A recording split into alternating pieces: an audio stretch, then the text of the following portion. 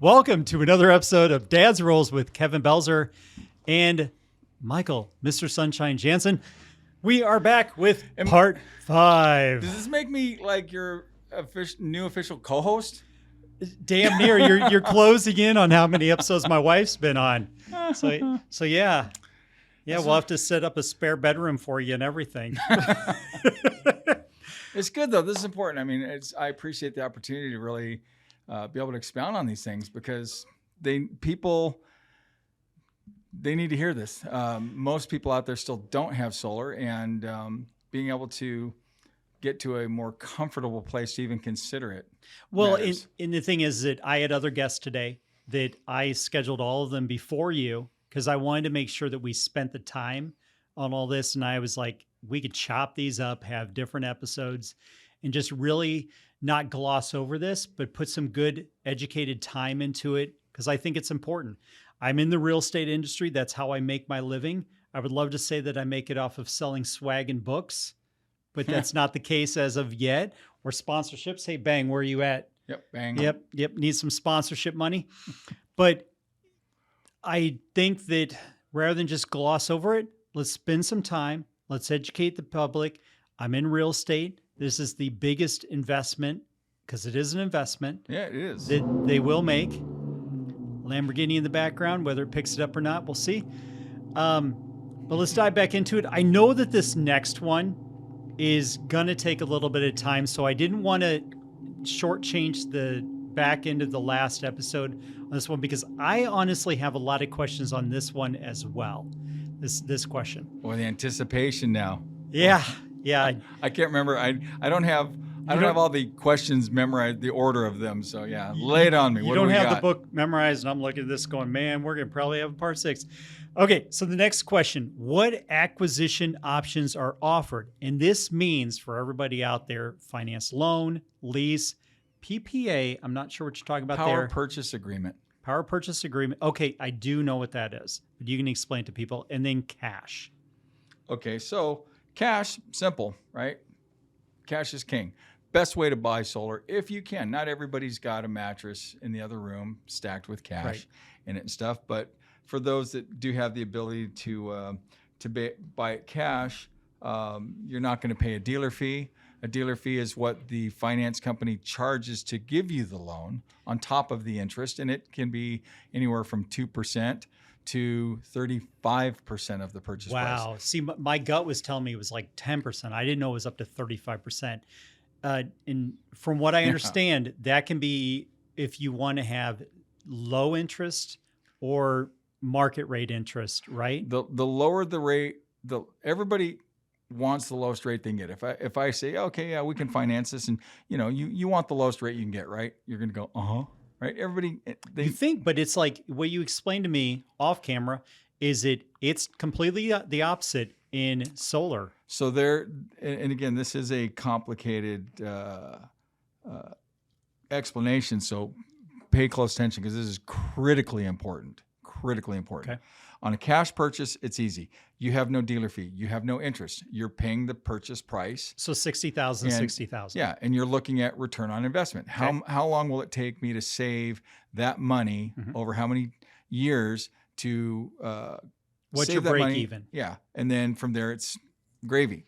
Now, if you lease a system, you're renting it, right? Somebody else owns it. You don't get any of the tax credit advantages or incentives. And this can be a good way to go for somebody that would not qualify for any tax credit incentives and stuff like that. I'd say for me personally, understanding what I do about them, less than 5% of the time does it actually make sense to do a lease versus a purchase. So explain something to me. If you have a 20-year lease on it, what happens at year 20 and 1 month? They renew the lease. They just renew the lease. Yeah, there's language in there to renew it. And do they upgrade the panels? No. Okay, so you're getting 20-year-old panels. Yeah. You're getting it renewed at a lower rate. Some of them have a low dollar buyout in them. Okay. Some of the newer leases have gotten better. The majority of the ones that are out there, which there are millions of them, right, do not have these provisions in them. And I had one earlier this year that had a lease on it. It's a major company that we both know. They had a buyout. Sunrun? that was Sunrun. It had a buyout in it, and we could not generate an offer on this house because the problem was it was in a 55 plus community, and it was in a 55 plus community where most people there were part-time owners. So they didn't want leased panels on their home. Right. If they'd been owned outright, I would have sold it in a day. Sure. But because it had leased panels, the opposition we were getting over and over is, oh, well, they don't want to take over lease. We were getting the showings and they just didn't want to do it. However, there was a buyout in it. The buyout on it was, it wasn't crazy. I've seen some really bad ones. This one was. It's usually over retail. This one was about, I think it was less than 15,000. In fact, I think it was 12.5.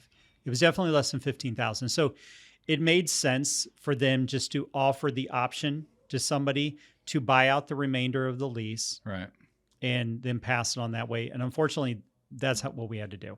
So it's like, in essence, you were giving the new owner a $12,500 credit. Right. Yeah. Don't lease. Yeah. Just don't. And unfortunately, they were in a situation because think about it. If you're in a retirement community and you need to sell, there's probably something going on of why your hand is forced that you have to sell.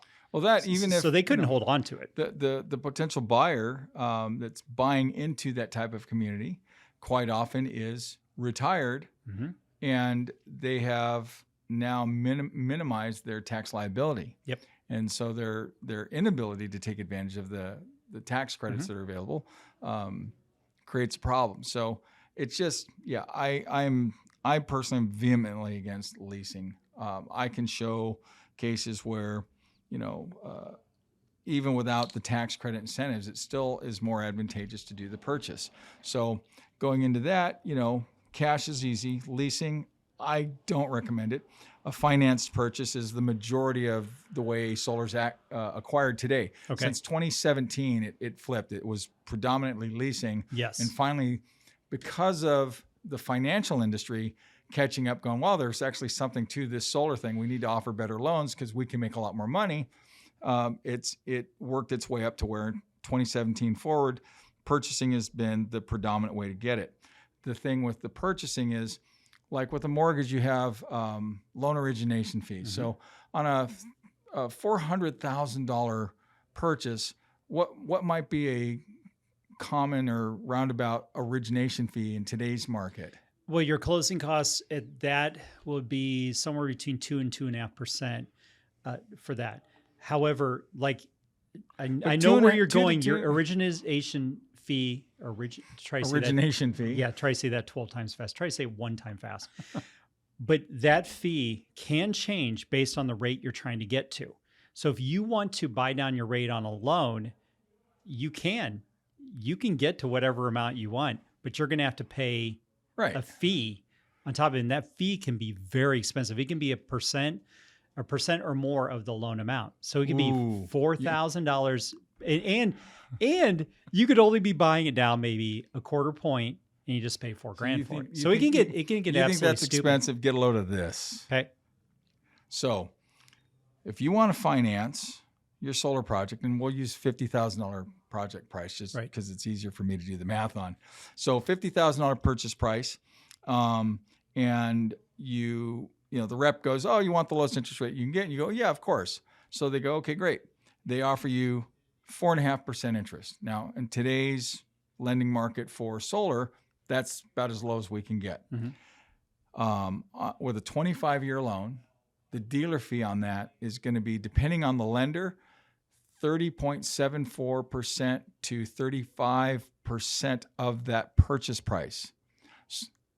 So you're going to take 50,000. I'm going to do some stupid math here. 50,000. If it's at 35%, you're going to add 30%. That's $15,000. I was going to say you're going to add 17.5 on it, 35%. Yeah. Wow. To the purchase price. Purchase price. So now it's not a $50,000 solar. It's a $67,500 solar system. So that 4.5% interest, because of that dealer fee, if we compare that to the same purchase, the $50,000 system, with a 6.99% interest rate, with a 13% dealer fee on it, the payment ends up being $2, not even $2 a month less with the 4.99, But your you cost of finance less. ownership Yeah. is monumentally higher. On a 9.5% interest rate loan, the dealer fee is 2%. So it's $1,000 to get that loan. So your purchase price is 51 grand. You're financing it at 9.5% interest though. So you have a higher payment.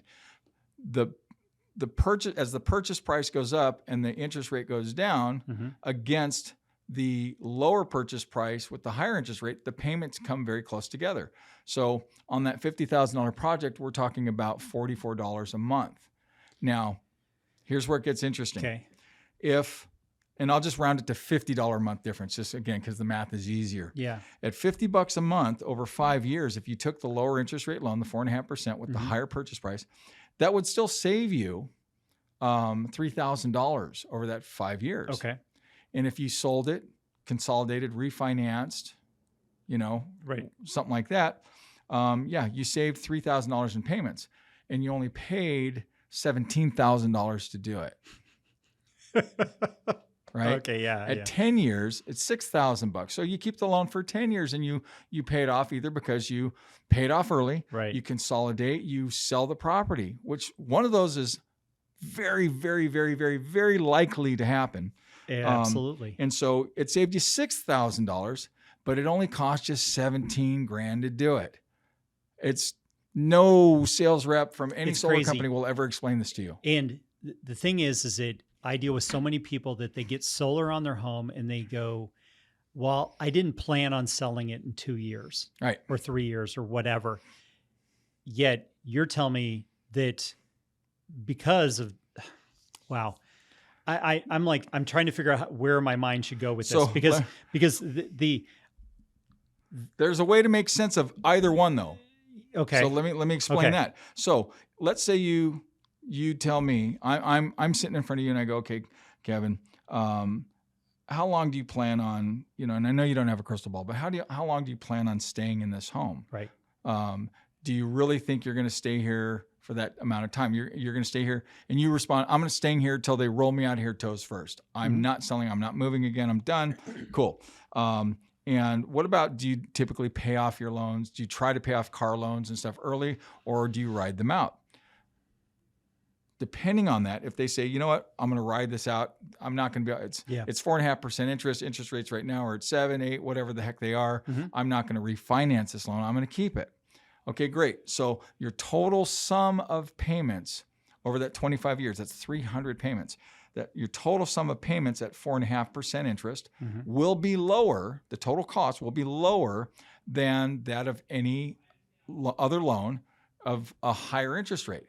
So then it makes sense to take the hit on that with that dealer fee for the lower interest rate. Now, if you think that there's a possibility that your plan is to sell the property or you like to pay off loans early, whatever, take the higher interest rate, pay the higher payment, because even with the higher interest and the higher payment, over 10 years, it will still not add up to the cost of the dealer fee.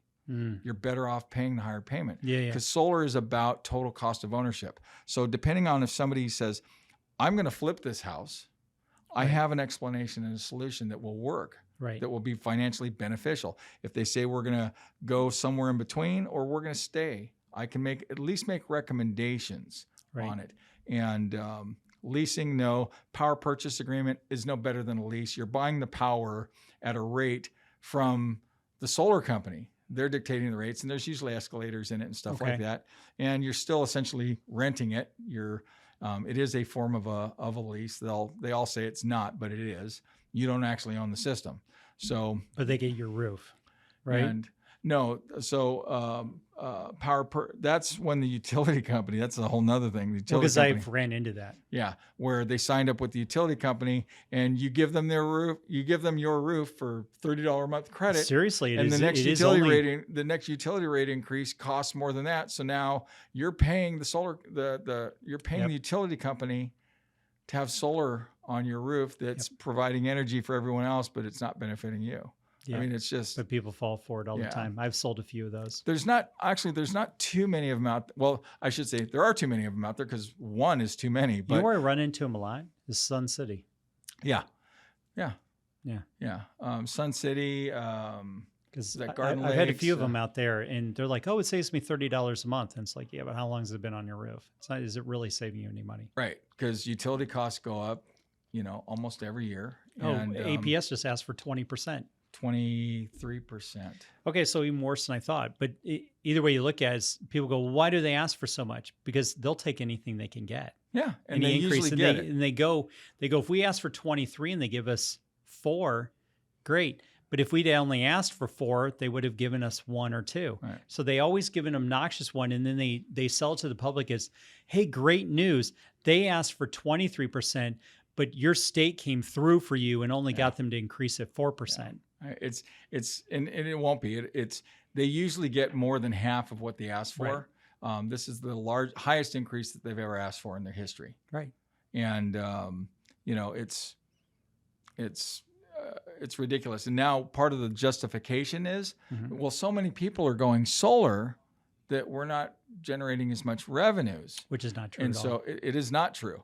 And so They're also but adding they're new using it as an construction. excuse. But here's what happens: the more they raise rates, the more they push people my way. It's great for business. I got to be honest with you. If you'd asked me 10 years ago, I would have said I'm not getting it. Because 10 years ago, one, the tech wasn't where I wanted it at. And I just wasn't interested in, because the savings to me, it wasn't worth it.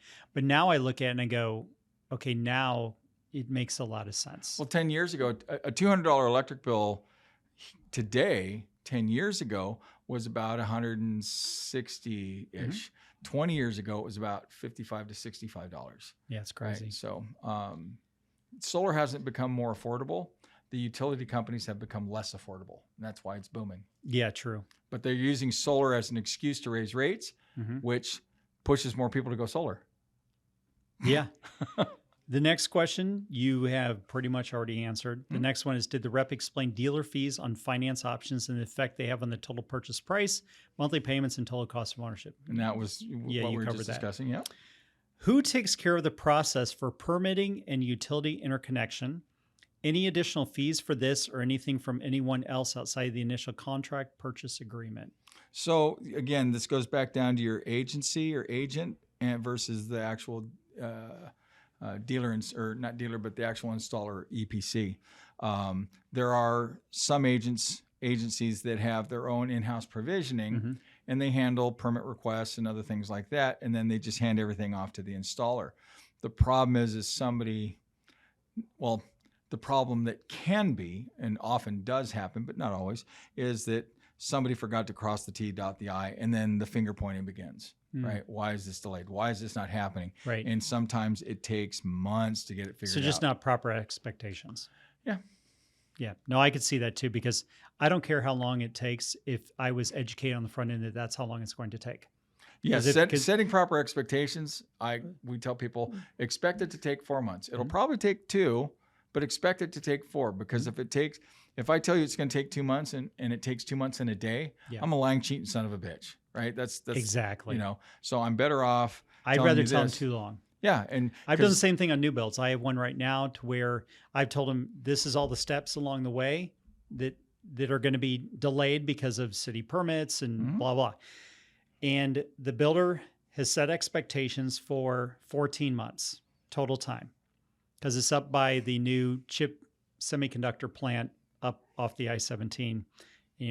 That's like a hotbed area of housing. Oh yeah. Okay, so anyway, that's what they've been told. Oh, is that what is going on out there? Heck yeah, man. Okay. The jobs coming in. I'm seeing all the crazy construction. And most of the jobs starting pay is 6 figs.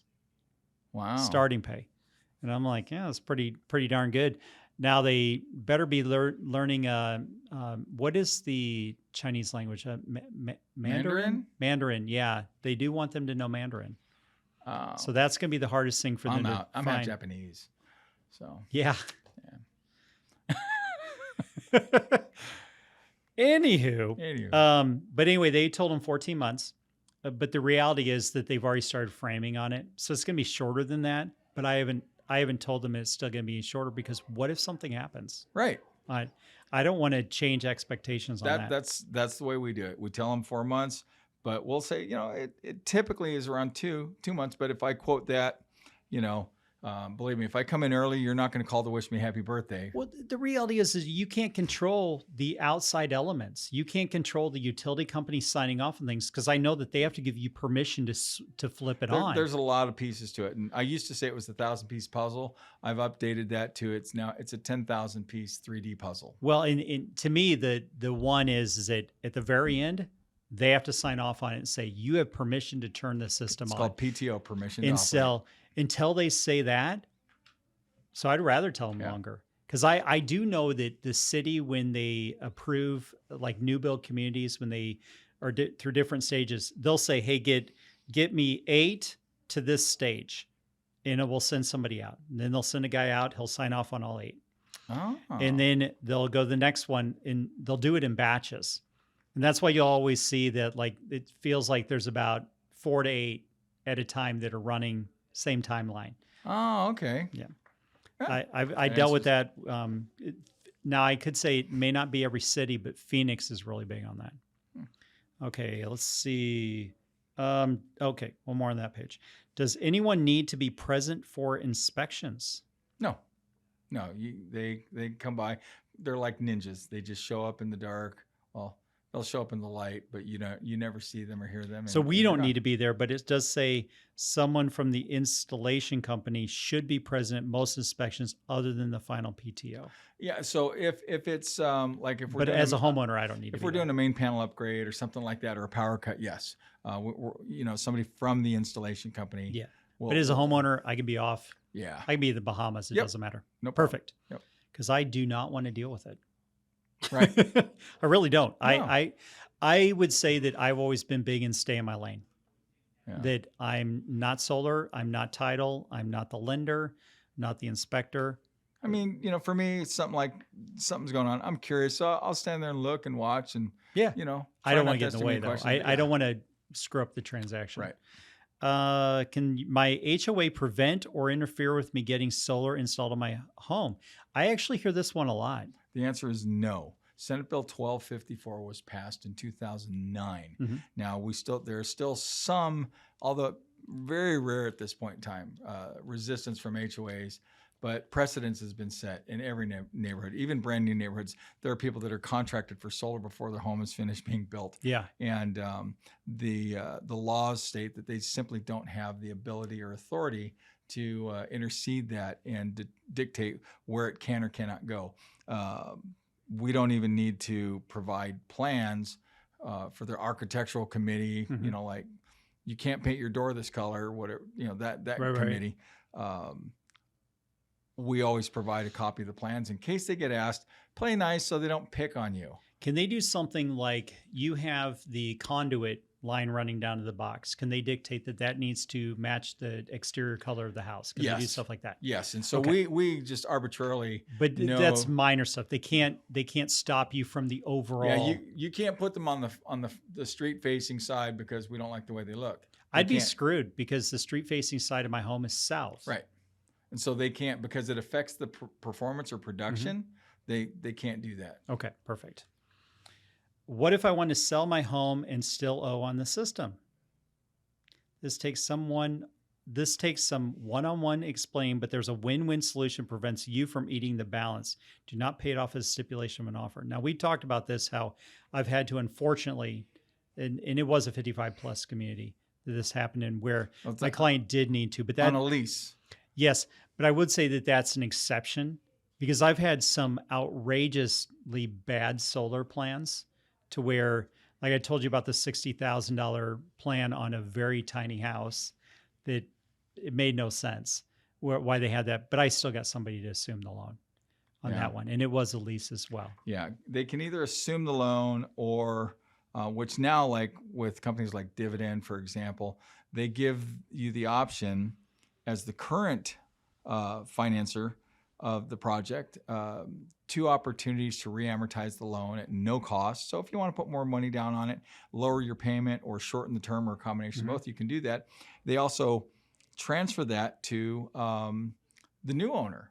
So even if you've used both of those opportunities to change your payment structure, if somebody buys and assumes the loan, that buyer gets 2 opportunities to do that. So okay, so let me see if we could figure this out. So could you have a seller go, I'm not paying it off, but I'll give you credit of X amount of dollars.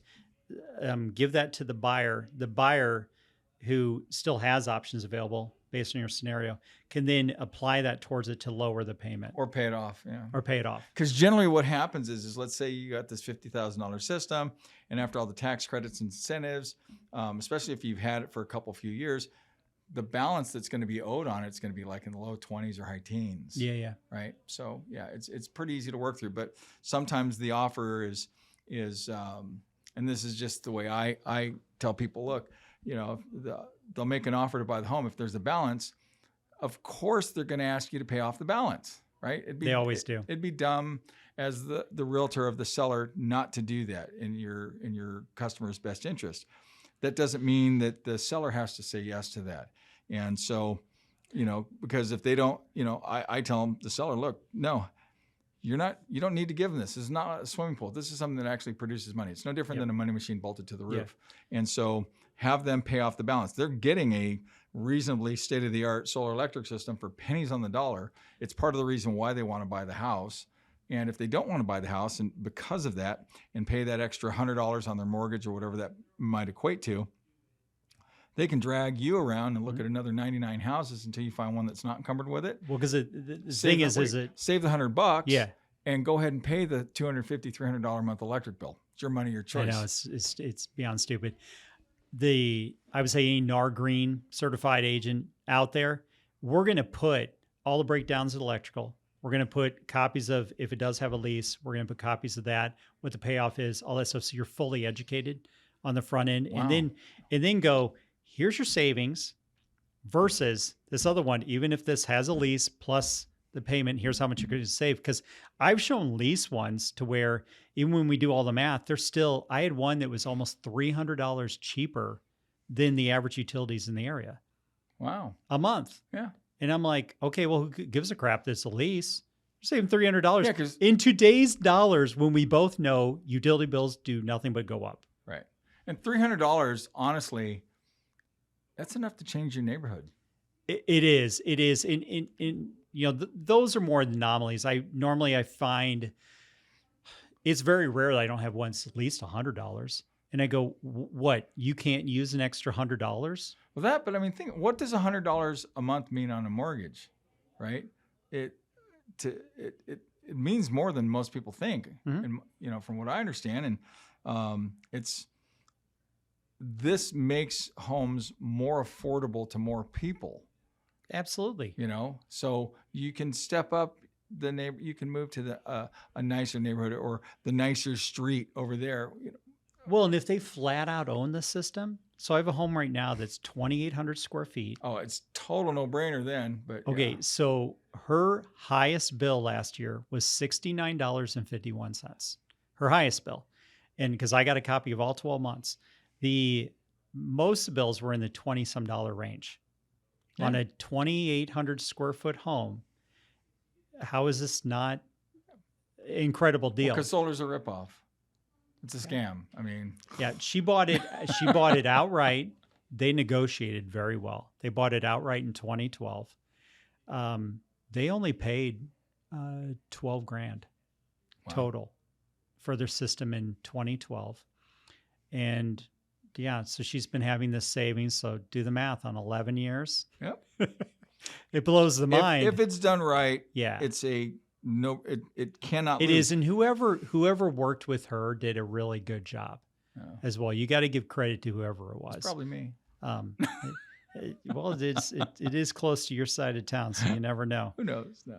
All right, so let's see. Okay, so what is the difference between a product warranty and a production value warranty? So the product warranty is the manufacturer's warranty on the build quality. So they take and, it's got the panels, it's got the cells, and they're all put together, and there's backing sheets, and there's a frame that goes around it and all that stuff. Yep. And that's what's the product warranty. So if there's a separation on the frame, right, the panel's still working, whatever, the separation on the frame, that's covered for 10 or 12 years typically. The production value warranty is the one that actually matters, right? Yeah, because these panels don't come apart. I've never seen one come apart. I've never actually personally seen a panel fail But if it were to fail, the production value warranty, the production value warranty is saying that for 25 years, we're guaranteeing that this panel will produce 85 to 92%, whatever their warranty is, 85 to 92% of the power it put out the day it was installed. And if it doesn't, we will replace it. Okay. Right? So the production value warranty really supersedes anything, because if the manufacturer's warranty is expired, right, and that panel separates, or the glass delaminates, or something, moisture gets in and causes a problem with it, the manufacturer's warranty is expired, but the production value, if the panel can't produce, it's going to be replaced. Perfect. So love it. Is system monitoring included, system level or panel level? So system level first. Generally, monitoring is included in all systems today that are grid tied. Off-grid systems, not always, but there are very few people that are truly off-grid, where they're not connected to a power company at all. So system level is showing, like with Enphase, SolarEdge, one of the most prevalent inverter manufacturers out there. They will show you system level, right? So what is the whole system producing? And is it working? Is it not working? It does have the ability to go to the panel level, because they have a thing called a power optimizer on each panel, but generally they don't show that. They don't let the customer see it, because the customer looks at it and goes, why is this panel producing more than that panel?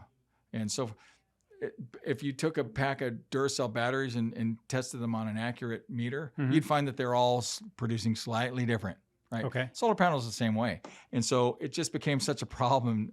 They got overrun with emails and inquiries that it's not a normal access thing. Okay.